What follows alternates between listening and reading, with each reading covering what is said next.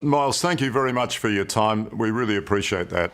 How would you describe the state of democracy in America right now? I would have said 5 years ago, it would be very hyperbolic for anyone to come out publicly and say that democracy was under threat in the United States.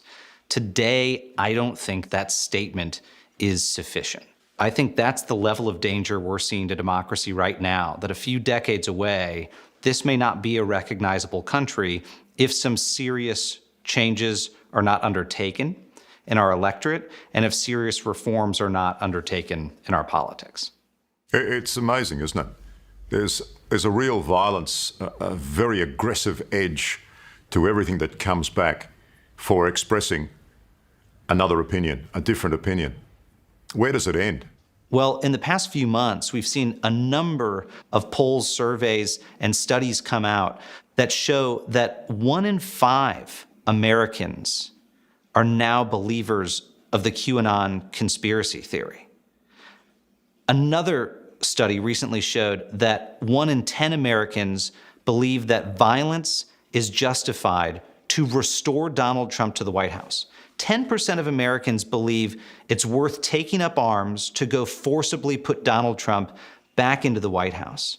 Now, a back of the envelope estimation shows this is roughly a tenfold increase in attitudes towards political violence in the United States. This comes back to the reason I come back to the election lie, or the so-called lie, perpetuating the stolen election lie. Isn't that one of the things that keeps driving the violence and the aggressive behaviour that is confronting hundreds of election officials and their families and people like you? I mean, one thing that we've learned about politics in general is that it's highly tribal.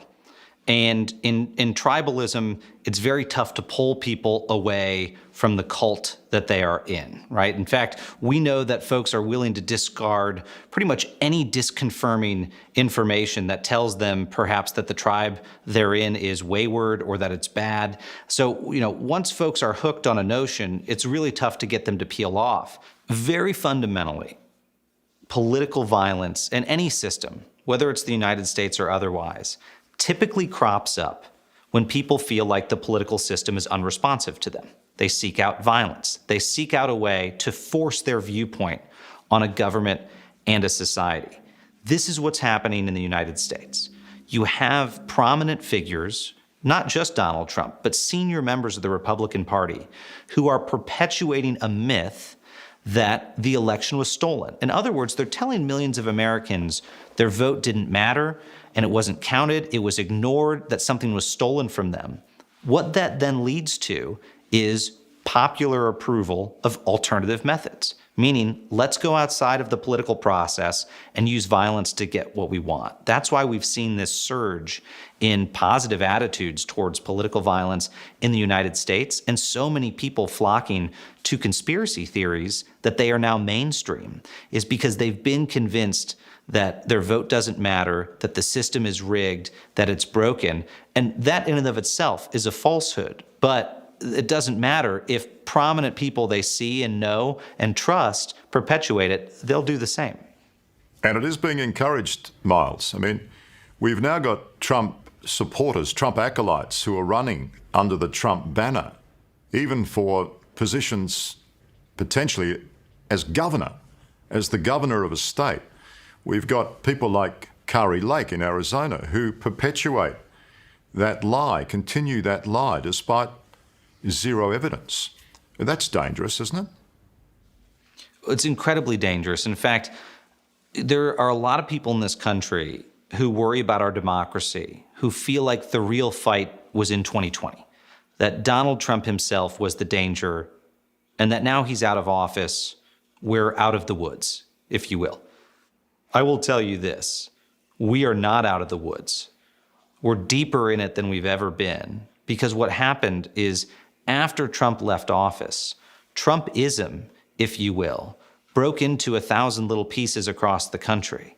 1,000 candidates running for different offices, public offices, to pick up the mantle and carry on the mission.